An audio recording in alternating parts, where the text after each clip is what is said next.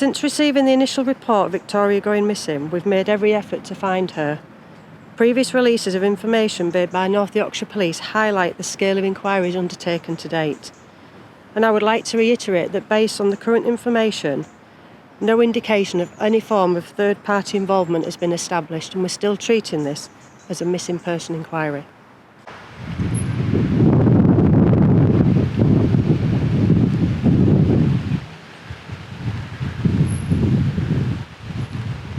Thank you for attending today as we continue to search for 34-year-old Victoria Taylor, who is known locally as Vix.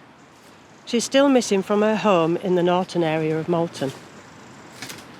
I'm here today to provide an update to the local community on the police response to finding Victoria. But firstly, I want to acknowledge the unimaginable level of distress that Victoria's family are going through following her disappearance 9 days ago. We have put specialist officers in place to link in directly with the family and provide them with support and keep them updated with our strategy and any developments. The family are supportive of the police response, and we are working together in our efforts to find Victoria. Victoria left her home at 9 a.m. on Monday the 30th of September. She was then seen on CCTV at 11:35 a.m. at the BP garage on Welham Road. That's in Norton. She's then purchased several items, and we've further confirmed a sighting of Victoria, which was captured at 11:53 a.m. on the Monday at Malton bus station, which is on Railway Street. Victoria is seen to be carrying a bag which we believe contained the items that were purchased at the BP garage.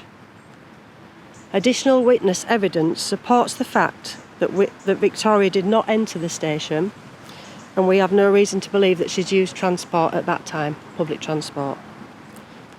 In the last 24 hours, we've also recovered further CCTV footage which shows Victoria walking towards the play park on Riverside Walk. This was at 12:30 p.m. Various items that belong to Victoria have been recovered from this location. Since receiving the initial report of Victoria going missing, we've made every effort to find her. Previous releases of information made by North Yorkshire Police highlight the scale of inquiries undertaken to date. And I would like to reiterate that based on the current information, no indication of any form of third-party involvement has been established, and we're still treating this as a missing person inquiry.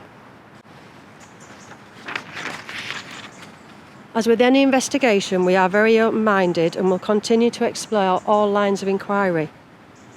Based on the discovery of Victoria's belongings so close to the water's edge, we must accept the significant possibility that Victoria has entered the River Derwent.